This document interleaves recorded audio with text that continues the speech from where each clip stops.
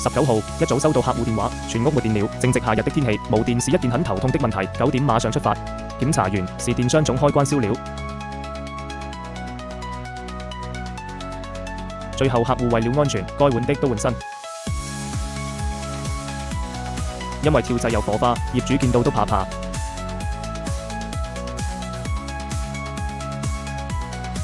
大功告成，繼續下一個。